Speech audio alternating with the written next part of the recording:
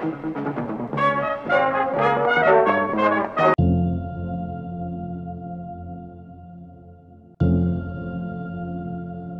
мемлекеттік көлік және коммуникациялар колледжінің D1D1 тобының студенті Қалдыбай Ерасыл. Табиғат пен адам егіз ұғым. Адамзат баласы табиғатсыз өмір сүре алмайды. Табиғат адамның тіршілік көзі. Және табиғатты қорғау біздің парызымыз. Біздің қаламыздың атмосферасының жағдайы өте төмен. Яғни айта кетсек, ауаның ластануы.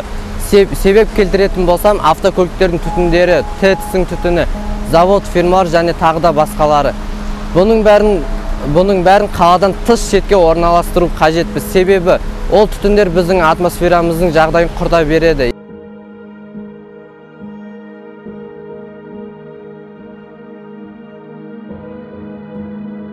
Ендігі айта кететін жайт, біздің қаламыздың экологиясы.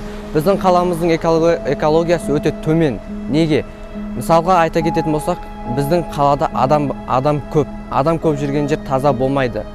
Бұның салдары күніге қалаға 200 мыңдай адам кіріп шығады. Неге? Талғар ауданы, Қаскелен ауданы, Алматы облысы және басқа да шеттерден 200 мыңдай адам қалаға кіріп шығады екен. Және экологиямызға тудыратын бір мәселе ол автокөліктер. Автокөліктер жан-жақтан күніге 300 мыңдай шамадан автокөліктер кіріп шығады. Оның көбісі дизель отымен және бензин отымен жүретіндер. Олардың түтіндері біздің экологиямызға мәселе. Бұған айта кететін болсам, қаладан тыс жерге, қаланың шетіне, ауылдан кіреберіс жолдарға экопост қоюымыз қажет.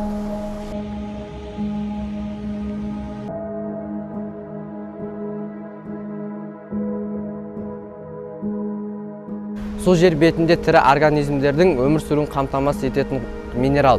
Адам ағзасына су деген өте қажет. Адам кем дегенде 3-4 күн сусыз өмір сүре алады. Мысалға ала кетсек, ағынды өзен мен сулар, оларға химиялық заттар көп түседі. Яғни айтқанда біз ол заттарды тазартуымыз қажет.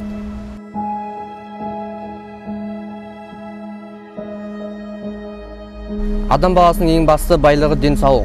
Атмосфералық ауаны зерттеу барысында Алматы қаласының экологиялық проблемасын бағаладық. Алматы қаласының экологиялық проблемасы өте күрделі. Алматы қаласының атмосфералық ауасын жақсарту бойынша ұсынылатын ұсыныстар. Бірінші, Алматы қаласының ауасындағы өмірге зиянды көміртегі, қорғасын тағы да басқа қалдықтарды азайту. Екінші, дизельді отпен жүретін газ немесе бензин көліктерді электрокөліктерге айырбастау. Жобалар аясында қаланы абаттандыру және көгалдандыру жұмыстарын барынша қарқынды жүргізуге қала жастарын жұмысқа қажет.